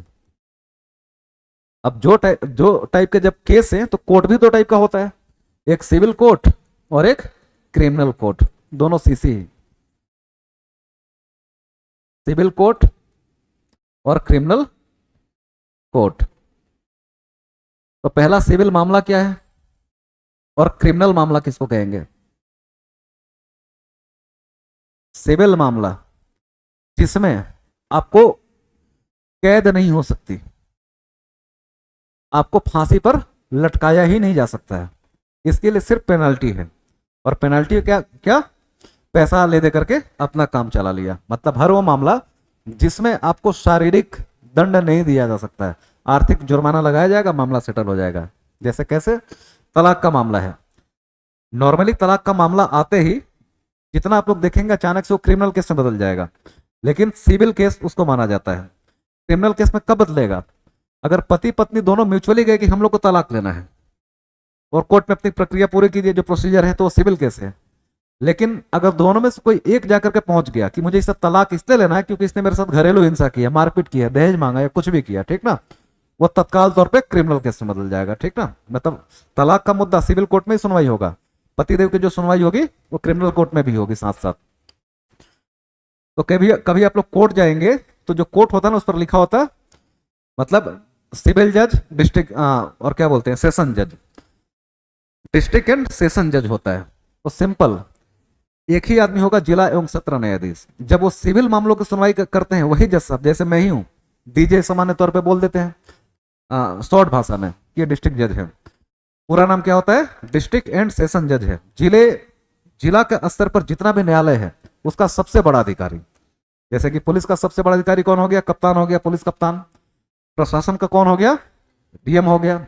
वैसे न्यायपालिका कौन हो गया? राज्य के स्तर पे, सॉरी जिले के स्तर पे डिस्ट्रिक्ट एंड सेशन जज, ठीक। तो डिस्ट्रिक्ट एंड सेशन जज दोनों एक ही होते हैं। जैसे वो सिविल मामलों की सुनवाई करता है उसको कहेंगे डिस्ट्रिक्ट जज का कोर्ट है। जैसे अपनी कुर्सी पर उसी जगह बैठ करके क्रिमिनल मामला आ गया तो क्या कहलाएगा? ये सेशन जज है, ठीक ना, और सेशन जज के कोर्ट है, तो वही। और क्रिमिनल लॉ क्या है? मतलब जिसके द्वारा आपको सजा दिया जाएगा, ठीक ना, आपको गिरफ्तार किया जा सकता है, आपके अपराध की डिग्री के आधार पे जेल जाएंगे, फांसी पे लटकाया जा सकता है, आर्थिक जुर्माना भी लगाया जा सकता है प्रत्येक प्रकार का। सिविल वाले में सिर्फ आर्थिक जुर्माना लगाया जा सकता है अधिकतम, ठीक ना, गिरफ्तार नहीं किया जा सकता, आपको फांसी पर नहीं लटकाया जाएगा। और क्रिमिनल मामले में सब कुछ संभव है। ठीक, तो सिविल मामलों की सुनवाई करने वाली कोर्ट सिविल कोर्ट और क्रिमिनल मामलों की सुनवाई करने वाली कोर्ट क्रिमिनल कोर्ट। सामान्य तौर पर क्रिमिनल कोर्ट जो होता है उसको सिविल कोर्ट की तुलना में ज्यादा शक्तियां प्राप्त होती हैं। ठीक ना, अब सिविल कोर्ट को लोग थोड़ा सीरियसली कम लेते हैं। यार जाए क्या करोगे, नहीं आएंगे 5 हियरिंग पर, तुम्हारे जुर्माना लगाओगे, हम जुर्माना तुमको दे देंगे आकर के। ठीक ना, मतलब मुझे पता है कि मेरा मामला सिविल मामला है, इस मामले में मुझे जेल तुम भेज ही नहीं सकते हो। ठीक ना, फांसी पर लटका ही नहीं सकते हो, तो मैं लापरवाही करूंगा। हाँ, तो अब वो जज साहब के ऊपर डिपेंड करता है, बोलेंगे मजाक कर रहे हो, तो हम भी एक छोटा सा मजाक करते हैं। ठीक ना, ये कंटेम्प्ट ऑफ कोर्ट हो गया, कंटेम्प्ट ऑफ कोर्ट होते ही क्या हो गया, ये क्रिमिनल केस हो गया, अब आपके खिलाफ वारंट आ जाएगा। ठीक ना, तो ये होता है। तो सिविल कोर्ट के पास सामान्य तौर पे सामान्य शक्तियां होती है किसी को समन भेजने के लिए। ठीक ना, तो उनको बुला कर लेकर के आओ, गवाही लेनी है, पूछताछ करना है, किसी भी सरकारी विभाग से कुछ भी रिकॉर्ड मंगवाना हो, दस्तावेज मंगवाना हो, तो वो उसको बोल देंगे भाई रिकॉर्ड भेजो। ये सब चीजें चलती रहती है। अगर सिविल कोर्ट के जज बोले पुलिस को बुला करके जाओ उसको पढ़ कर लेकर के 5 साल जेल में डाल दो, चलेगा? नहीं, क्योंकि ऐसे मामलों को सुनवाई करते हैं जिसमें वो जेल भेज ही नहीं सकते। ठीक ना, इसलिए सिविल कोर्ट की शक्तियां प्राप्त है। अच्छा, अभी आप लोग का जो नोट्स बनाने का टारगेट है ना, ये केंद्रीय सूचना आयोग ही है, बना लेना है जाकर के। क्या है, तो एक संवैधानिक संस्था है। इसके अध्यक्ष जैसे कि क्या संरचना इसकी क्या है, संरचना में पाएंगे कि एक अध्यक्ष है और कितने सदस्य हैं, 10 सदस्य। हाँ, आपने नोट्स बनाया था, अच्छा बनाया था, 10 सदस्य हैं। ठीक ना, ये लोग पुनर्नियुक्ति के पात्र नहीं होते। और इनकी नियुक्ति कैसे होती है, इन सबकी एक समिति द्वारा इनकी नियुक्ति होगी। और इसमें सदस्य कौन होंगे समिति में, एक तो हमारे पीएम साहब होंगे। ठीक ना, एक लीडर ऑफ ऑपोजिशन होंगे, विपक्ष के नेता होंगे, और एक ना प्राइम मिनिस्टर द्वारा नियुक्त कोई भी कैबिनेट मिनिस्टर होगा, सीएम नहीं, कैबिनेट मिनिस्टर। ये 3 लोग की कमेटी मिलकर के इन दोनों लोगों 10 लोगों का 11 लोगों का चुनाव करेगी। ठीक ना, एक बार बन गए तो पूर्ण नियुक्ति के पात्र नहीं है। कब तक बने रहेंगे, 65 वर्ष की अधिकतम आयु तक। ठीक ना, या जब तक राष्ट्रपति चाहे। ठीक ना, नियुक्ति कौन करता है, आपसे पूछा जाए कि इनकी नियुक्ति ये समिति करती है, सही है गलत है? गलत है। ये समिति सिफारिश करेगी किसको, राष्ट्रपति को, कि राष्ट्रपति साहब इनको नियुक्त कर दो। ठीक ना, और जान लीजिएगा इसका बैकग्राउंड बहुत इंटरेस्टिंग है, कभी डिटेल में बातचीत करेंगे इस पर हम लोग। आइए, क्षुद्र ग्रह के संदर्भ में विचार करना है। सुन रखा है नाम, क्षुद्र ग्रह, एस्टेरॉयड, सुना है नाम? क्षुद्र ग्रह सूर्य की परिक्रमा करने वाले छोटे चट्टानी पिंड होते, सही है गलत? सही है। क्षुद्र ग्रह सूर्य की परिक्रमा ग्रहों के समान ही की जाती है, लेकिन इनका आकार ग्रहों की तुलना में बहुत छोटा होता है। सही है। ज्यादातर क्षुद्र ग्रह, मुख्य क्षुद्र ग्रह बेल्ट, मेन एस्टेरॉयड बेल्ट, जो मंगल और पृथ्वी ग्रहों की कक्षा के बीच में स्थिर है, पाए जाते हैं। सही है गलत? कहां पर पाए जाते हैं? हाँ, मंगल और बृहस्पति के बीच में ये पाए जाते हैं। ठीक, ये है क्षुद्र ग्रह बेचारे। देखिए क्या है, हम लोग का जो सोलर सिस्टम है, अगर सूर्य के हिसाब से हम लोग माने कि ये सूर्य है, तो सूर्य से तुरंत बाद अगर ये सन है हम लोगों का, स्कूल में पढ़ा होगा ना, तो सूर्य के सबसे नजदीक कौन सा ग्रह है, बुध है, फिर कौन सा है, शुक्र है, फिर पृथ्वी है, फिर मंगल है, फिर बृहस्पति है, फिर शनि है, उसके बाद से यूरेनस है, और फिर नेपच्यून है। ठीक ना, यही है ना? तो बुध शुक्र पृथ्वी मंगल, मंगल और बृहस्पति, इन दोनों के बीच में ना कुछ छोटे छोटे ग्रह हैं, जैसे कि क्षुद्र ग्रह को एस्टेरॉयड भी कहते हैं और इनको माइनर प्लैनेट भी कह देते हैं। और क्या बोलते हैं, माइनर प्लैनेट, छोटे ये ग्रह हैं, ये भी कह दिया जाता है। तो स्टेटमेंट आएगा तो वो गलत नहीं होगा। ठीक ना, तो बस लेमन लैंग्वेज में ये माइक्रो प्लैनेट्स हैं, इन्हीं को एस्टेरॉयड भी कहते हैं। ये भी सूर्य का चक्कर लगाते हैं, ठीक ना। और जिस तरीके से कोई ग्रह चक्कर लगाता है उसी तरीके से लगाते हैं, बस क्या होता है, इनका आकार छोटा होता है। और ये मुख्य रूप से कहां पाए जाते हैं, मंगल और बृहस्पति की कक्षाओं के बीच में। ये कितने टाइप के होते हैं,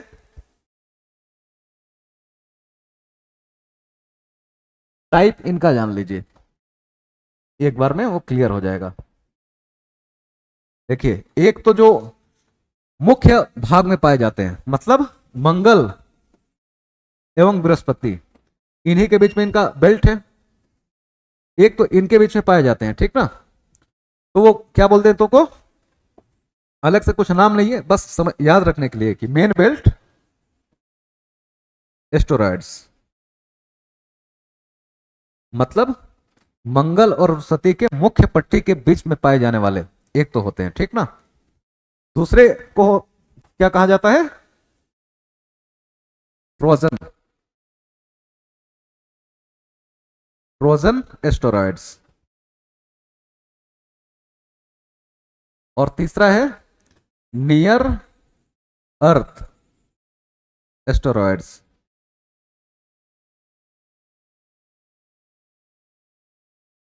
ट्रोजन सही लिखा है, गलत एक बार सर्च आप लोग कर सकते हैं, या इसी को क्रॉस अर्थ।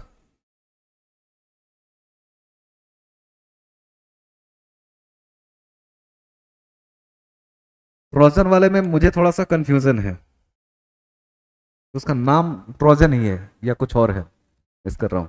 खैर, समझ लीजिए तीनों क्या है, नाम पर वहां पर करेक्शन कर लीजिएगा आप लोग। कि एक तो जो इनका समूह है वो कहा, मंगल और बृहस्पति की क्या बोलते हैं, बेल्ट के बीच में पाया जाएगा, उनको मेन बेल्ट एस्टेरॉयड कह देते हैं, ठीक। एक ऐसे होते हैं जो किसी ग्रह के ऑर्बिट में ही चारों तरफ घूमते रहते हैं, जैसे मंगल, ये बृहस्पति का ऑर्बिट है, ठीक ना, और ये मंगल का ऑर्बिट है। इन दोनों के बीच में जब घूम रहा है, ये वाला हिस्सा, ये क्या है, ये मार्स का है, और ये जुपिटर का है, ठीक है, ट्रोजन ही कहते हैं। तो बृहस्पति और मंगल के बीच में ये जो घूम रहे हैं, ठीक ना, ये क्या है, यही एस्टेरॉयड बेल्ट है और ये मेन है, ठीक ना। दूसरा आप देखिए कि एक ग्रह का जो ऑर्बिट है, ये बृहस्पति ग्रह का, उसी के ऑर्बिट में ये लोग भी घूम रहे हैं। तो अगर किसी दूसरे ग्रह के ऑर्बिट में अगर एस्टेरॉयड घूमते हैं तो उनको क्या बोलते हैं, ट्रोजन एस्टेरॉयड्स हैं, ठीक ना। कैसे, देखिए ये जो लाइन है ये बृहस्पति ग्रह का ऑर्बिट है अपना, और बृहस्पति के ऑर्बिट में ये सब दिखाई दे रहे हैं छोटे छोटे, ये क्षुद्र ग्रह हैं। वैसे ही पृथ्वी का भी एक अपना ट्रोजन एस्टेरॉयड है, मतलब पृथ्वी पर का जो हम लोग का अर्थ का ऑर्बिट है, हाँ, हम लोग का अर्थ का जो ऑर्बिट है जिस पर पृथ्वी चक्कर लगा रही है, उसमें भी एक एस्टेरॉयड घूमता है, ठीक ना। तो क्या चीज, उसका नाम कुछ नहीं है, ट्रोजन एस्टेरॉयड, ठीक ना। मतलब ट्रोजन एस्टेरॉयड किसी एक एस्टेरॉयड का नाम नहीं है, ऐसा हर एस्टेरॉयड जो किसी ग्रह के सेम ऑर्बिट में चक्कर लगा रहा है, ठीक ना, वो हो गया। और एक तीसरा क्या होता है जो हम लोगों ने लिखा है, क्रॉस अर्थ, क्रॉस अर्थ एस्टेरॉयड या नियर अर्थ एस्टेरॉयड, ये हम लोग के काम का है, ठीक ना। ये अपने बेल्ट में घूम रहे हैं, लेकिन क्या है, जैसे हम लोग की पृथ्वी का ये ऑर्बिट है, ठीक ना, कि इस तरीके से मान लीजिए पृथ्वी घूम रही है, और एक ऐसा एस्टेरॉयड है जिसका ऑर्बिट ऐसे है। इसका मतलब क्या है, अर्थ अपने ऑर्बिट में घूम रही है, ये अपने ऑर्बिट में घूम रहा है, हो सकता है कभी ऐसी संभावना हो कि दोनों एक प्लेस पे आ जाए, टकरा जाए, ठीक ना। तो ये इसको या तो नियर अर्थ बोलते हैं या क्रॉस अर्थ बोलते हैं। नियर अर्थ क्यों बोलते हैं, क्योंकि पृथ्वी के सबसे नजदीक घूमता हुआ एस्टेरॉयड है। और क्रॉस अर्थ क्यों कहते हैं, कि उनका ऑर्बिट, नियर अर्थ एस्टेरॉयड का ऑर्बिट जो है ना, अर्थ की ऑर्बिट से होकर के या उसको क्या बोलते हैं, क्रॉस करते हुए गुजरता है, ठीक ना, इसलिए उसको क्रॉस अर्थ ऑर्बिट बोलते हैं। अभी जिसके कारण ये क्वेश्चन आप लोग को मिला है, उसका नाम क्या, कौन सा एस्टेरॉयड है, नहीं नहीं, छोटा सा नाम है बेचारे का, क्या नाम है, हाँ, बन्ने, ठीक ना। बन्ने भाई साहब पृथ्वी को क्रॉस कर रहे थे, ठीक ना। अमेरिका वालों ने बोला कि तुमको खोद करके थोड़ा थोड़ा टुकड़ा निकाल लेते हैं, रिसर्च करेंगे उससे बहुत सारा खबर मिलेगा। तो जो बन्ने क्षुद्र ग्रह है, तो पृथ्वी के मतलब नियर अर्थ क्या बोलेंगे, एस्ट्रॉयड बोलेंगे या क्रॉस अर्थ बोलेंगे। 2018 में मिशन भेजा गया था और सक्सेसफुली, मतलब इसलिए कि वहां पर अपना एक रोवर उतारा, ड्रिल किया, उसमें से कुछ टुकड़ा निकाला और उसको पृथ्वी पर सक्सेसफुली लाया जा चुका है। महत्वपूर्ण क्यों है, क्योंकि 450 मिलियन वर्ष पुराना है बनने जो एस्ट्रॉयड है, और ऐसा माना जा रहा है कि जब पृथ्वी या सौर मंडल की रचना हुई थी ये तभी बना हुआ है। तो उसका रिसर्च से क्या होगा, बहुत सारी चीजें हम लोग को मिल सकती है। दूसरा क्यों, ये जिस तरीके से ऑर्बिट से गुजर रहा है ना, एक अनुमान है कि आकर के टकरा जाएगा, पृथ्वी की सतह से टकरा जाएगा, पृथ्वी से इसका टक्कर हो जाएगा। और है कितना वो बड़ा, तो मतलब मान लीजिए कि 1 स्क्वायर किलोमीटर का है। अब 1 स्क्वायर किलोमीटर का एस्ट्रॉयड आकर के टकराएगा पृथ्वी की सतह से, तो पता है वो कितना नुकसान करेगा। इसको न्यूक्लियर एस्ट्रॉयड भी कहा जा रहा है। क्यों, जो दुनिया का सबसे हैवी न्यूक्लियर वेपन जो हम लोग बना पाए उससे 24 गुना ज्यादा नुकसान पहुंचाएगा अगर ये टकराया तो, ठीक ना। तो कितना बड़ा इंपैक्ट हो सकता है समझ रहे हैं ना, हो सकता है आधी पृथ्वी खत्म हो जाए। लेकिन हम लोग के जीते जी होना मुश्किल है, टाइम लेट से आएगा, सब कुछ सोच समझ करके, ठीक ना। वो बात की चीज है, उस पर चल रहा है, पहले पढ़ के तो देख लिया जाए कि क्या है उसमें। अपने काम की चीजें जो निकाल लें, जो इंसानों का स्वभाव होता है कि अब तुम्हारा कोई काम नहीं, तुम्हारा 60 ग्राम या 250 ग्राम ही काफी है, सब कुछ जान लिया, अब उड़ा देंगे तुमको। ठीक है, क्लियर हो गया। तो क्षुद्र ग्रह के बारे में कुछ भी आएगा पता है ना कि क्या है, तो कुछ नहीं है, माइनर प्लेनेट है, छोटे ग्रह हैं। क्या कर रहे हैं, सूर्य के चारों ओर चक्कर लगा रहे हैं। जिनको सूर्य पसंद नहीं आया वो बृहस्पति के चारों तरफ चक्कर लगा रहे हैं या किसी एक ग्रह का ऑर्बिट पकड़ लिए हैं। लेकिन क्या वो भी तो सूर्य का ही चक्कर लगा रहे हैं ना, क्योंकि अर्थ या जुपिटर अपने ऑर्बिट में घूम रहा है, तो किसका चक्कर लगा रहा है, सूर्य का ही। तुम उसके ऑर्बिट में घूम रहे हो, मतलब तुम ही चक्कर लगा रहे हो सूर्य के। अगर ऐसा हो तो तुमको क्या बोलेंगे, ट्रोजन हो। और पृथ्वी के बहुत पास आकर के चक्कर लगा रहे हो और पृथ्वी को ऑर्बिट में हेर फेर भी कर रहे हो, तो तुमको क्रॉस अर्थ या नियर अर्थ एस्टेरॉयड बोल देंगे, ठीक ना। इतना ही जानना है। और अभी बनने का नाम ध्यान में रख लेना है। आइए, ओजोन क्षेत्र क्षोभ मंडल का एक क्षेत्र है, सही है गलत, कहाँ का क्षेत्र है, हाँ तो इसलिए गलत हो गया। ओजोन क्षरण संकट से निपटने हेतु अंतरराष्ट्रीय समुदाय ने क्योटो प्रोटोकॉल की पुष्टि की है, सही है गलत, गलत है। मेंस का है तो उसमें डिटेल में देखेंगे। एक है वियना कन्वेंशन, यह किया गया था 1985 में, ठीक ना। ये डायरेक्टली ओजोन डिप्लेशन से है, ठीक ना। और एक है 1987 का मोनेट्रियल, मोनेट्रियल प्रोटोकॉल बोलते हैं। जब आप लोग का इन्वायरमेंट होगा ना उसमें सब चीजें डिटेल्स आएंगी। ये 1987 का है। ये दो ऐसे अंतरराष्ट्रीय समझौते हैं जो सीधे संबंधित हैं, ठीक ना। क्योटो प्रोटोकॉल में बहुत सारी चीजें डायरेक्टली वो ओजोन से संबंधित नहीं है। कितने सही हैं, एक भी नहीं। आरसीईपी पर मेंस में है तो वहां हम लोग देख लेंगे, ठीक ना। अभी सिर्फ फैक्ट है। विश्व का सबसे बड़ा व्यापारिक ब्लॉक है, सही है। इसके सदस्य राष्ट्र विश्व के जीडीपी के 50% से अधिक का प्रतिनिधित्व करते हैं, सही है गलत, गलत है। कितना करते हैं, 30% का। भारत आरसीईपी के सदस्य के रूप में सक्रिय रूप से भाग लेता है, सही है गलत, गलत है, ठीक ना। कितने सही हैं, केवल एक। चुनावी बॉन्ड 2019 में एक विधेयक के माध्यम से पेश किया गया, सही है गलत, गलत। क्यों, 2017 में किया गया था और धन विधेयक के रूप में किया गया था, ठीक ना, मनी बिल के रूप में।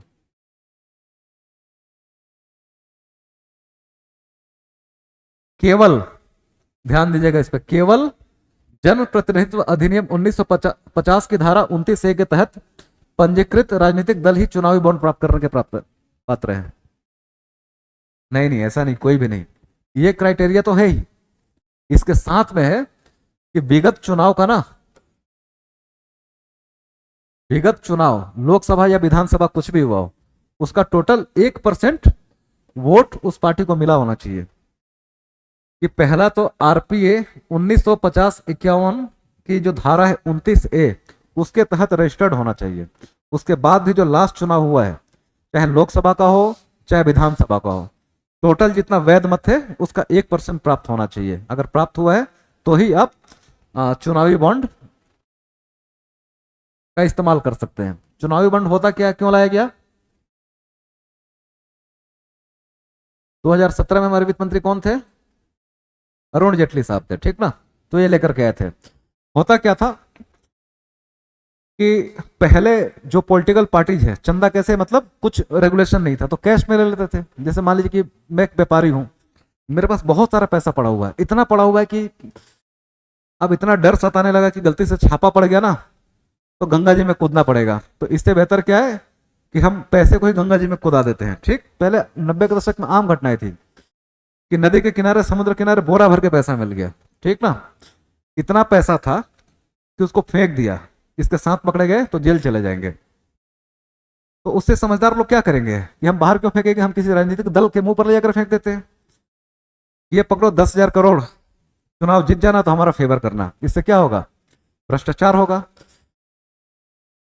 ब्लैक मनी चला गया पॉलिटिकल पार्टी के पास।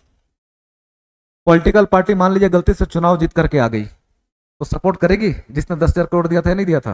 करेगी ना, करेगी। अंततः नुकसान हो रहा सरकार का। क्यों? 10,000 करोड़ जिस पर सरकार को पहले टैक्स मिलना चाहिए था, फिर उस पैसे का इस्तेमाल होना चाहिए था, सरकार की नजर से आया ही नहीं, ब्लैक मनी बन गया। और ब्लैक मनी हमेशा खराब है। तो राजनीतिक दल चंदा कहां से लेते हैं, इस बात में पारदर्शिता लाने के लिए चुनावी बॉन्ड की व्यवस्था की गई। तो 2017 में एक बिल लाया गया। बिल में यह था कि कोई भी राजनीतिक दल 2,000 रुपए तक चंदा कैश में ले सकता है। 2,000 से ऊपर लेना है ना तो इलेक्ट्रॉनिक माध्यम से ही ले सकते हो, ठीक ना। या तो अकाउंट में ट्रांसफर हो या चेक के माध्यम से जिसका रिकॉर्ड हो, ठीक ना। पारदर्शिता लाने के लिए किया गया। अब लोग कहते हैं कि ऐसा इसलिए किया गया कि कांग्रेस को और बाकी जितनी विपक्ष की पार्टियां सबको कंगाल कर दिया जाए, क्योंकि हम तो सरकार में हैं, हमारे पास कौन इनकम टैक्स मांगने आएगा। मतलब हंसी मजाक के रूप में क्या है कि बीजेपी पार्टी से कौन जाएगा, कोई इनकम टैक्स अधिकारी जाएगा कि दिखाओ अपना, तुम्हारा क्या है क्या व्यय है। ना तो इनकम टैक्स रहेगा ना वो कमिश्नर जो जाएगा।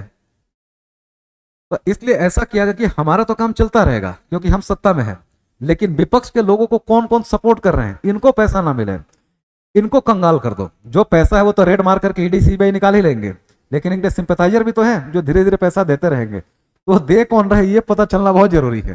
कैश में दे देंगे पता नहीं चलेगा। अब क्या है, इलेक्ट्रॉनिक्स माध्यम से देना है, आराम से पता चल जाएगा कि कांग्रेस पार्टी को किसी और पार्टी को कहां से पैसा आया। ठीक, इसी चीज को रोकने के लिए। और ये काम कैसे करता है? बैंक के माध्यम से। हाँ, और एक ही बैंक को इसमें पार्टनर बनाया गया, किसको? एसबीआई को। होता क्या है, और ये इसमें ध्यान रखिएगा कि जो भी होगा इलेक्ट्रॉनिक्स माध्यम से होगा, इलेक्ट्रॉनिक्स मीडियम।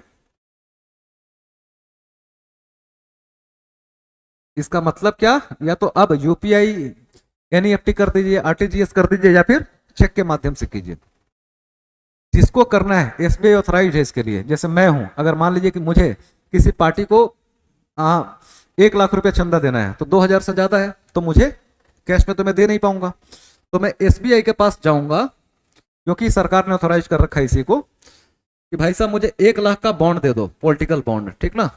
हाँ, इलेक्टोरल बॉन्ड, चुनावी बॉन्ड दे दो। और क्या करेगा, 1 लाख रुपया मैंने बैंक को दिया, एसबीआई को, और उसके बदले में उसने 1 लाख मूल्य का मेरे को बॉन्ड दे दिया, और मैं ले जाकर के मेरी जो भी पसंदीदा पार्टी है उसको दे दूंगा कि ये पकड़ो 1 लाख का बॉन्ड, ठीक ना। इसका मतलब क्या है कि मैंने आपको 1 लाख चंदा दिया, लेकिन अब आपको कैश करवाने के लिए क्या करना पड़ेगा, कुछ भी करना है तो उस बॉन्ड को लेकर के वापस आप जाएंगे एसबीआई में। और कितने दिनों के भीतर जाना है? 15 दिनों के भीतर। 15 दिनों के भीतर जिस एक्स पार्टी को चंदा मिला ना, वो पार्टी ले जाकर के एसबीआई को देगी कि पकड़ो अपना बॉन्ड रखो और जितना मूल्य है इसका उतना पैसा हमको दे दो। तो ट्रांसपेरेंसी लाने के लिए किया गया है, यही प्रक्रिया है, ठीक ना।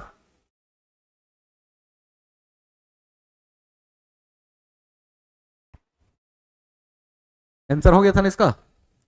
कितने कथन सही है? डी, न तो एक नहीं दो। 92वें संविधान संशोधन अधिनियम 2003 के अनुसार किसी पार्टी के कम से कम 2/3 सदस्यों को कानून की दृष्टि से वैधता प्राप्त करने के लिए विलय के पक्ष में होना अनिवार्य है।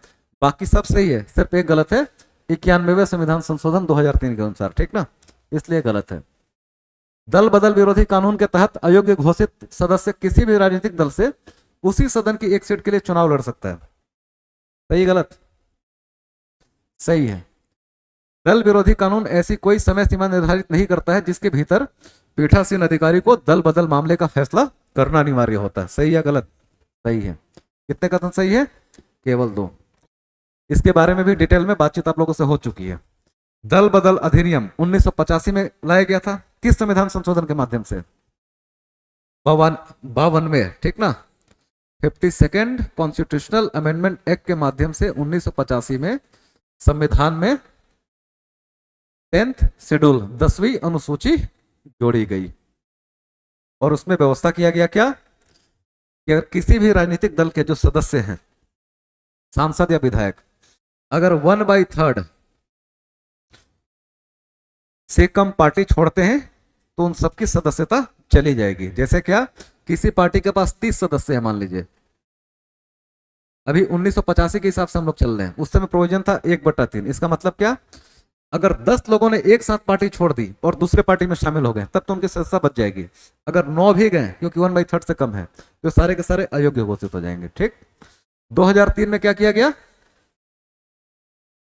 91वां 2003 में संशोधन किया गया और क्या कर दिया गया, 2/3। इसका मतलब क्या, अगर किसी पॉलिटिकल पार्टी के 30 MP है लोकसभा में, 30 में से अगर 20 ने एक साथ छोड़ा तब तो विलय मान लिया जाएगा, ठीक ना, और ये बचे रहेंगे।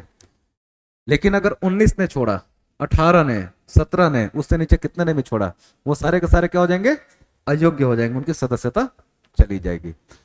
अब ये तो प्रीलिम्स के हिसाब से फैक्ट था, मेंस के हिसाब से बहुत सारी चीजें हैं कि क्या फायदा है क्या नुकसान है वो आप लोग कर लीजिएगा।